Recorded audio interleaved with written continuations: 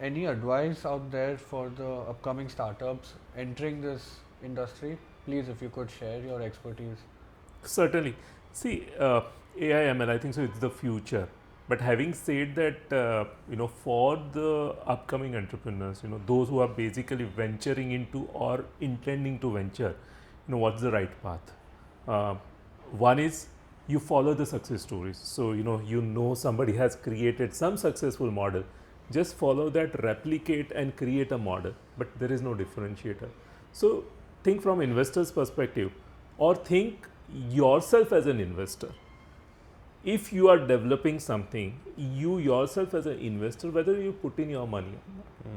If you are replicating something which is already there in market, my suggestion is don't go for that unless until you have identified something unique, or you are on a journey to create something unique, and which is basically a sustainable model. Then you please do it. Don't replicate something which is already there. Don't do a FOMO.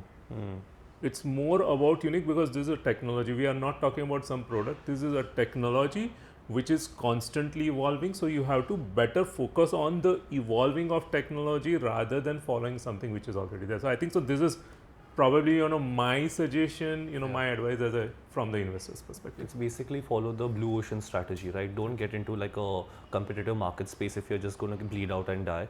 But Absolutely. sir, like looking like a slightly different lens to it, what if a company wants to jump into the water, build upon an existing sort of a stack, and then pivot? That's their aim, and they come to you that, sir, Abhi, I know that this company is following a certain trajectory which 10 other startups are following, but we also have a level 2 plan where once we achieve that sort of scale, we're going to pivot into this space. When someone comes to you like that, what do you say? So, see, that is where our intuition or our understanding of the domain also is very much relevant.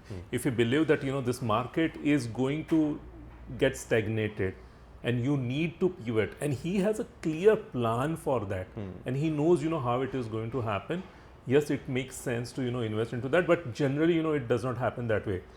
You try something, you understand, you either hit a wall and you try to pivot, or you are looking at something which is a failure or some new disruption, some new technology which is coming, which is prompting you to pivot. And I'll probably just share one example. Way back, we have invested in one startup which was on Aadhaar API. Now at that point of time it was very much relevant, so we were like gung-ho, we invested in that. Eventually 2 years down the line, the founder came to us and he said, now it's not going because the regulations have changed and I'm pivoting into something else. Now we actually understood from him, and we decided to invest into what he is pivoting into. He did a phenomenal job. Okay. And we actually took a successful exit from that. So it's more about you understanding, like a founder, even the investor needs to be more visionary. Yeah. They need to understand what will be the repercussion or what will be the outcome of a founder when he is deciding to pivot. And I think so this is how it needs to be done. So it's a two-way process. I cannot just put it on founder and say that, okay, fine, you have to do it.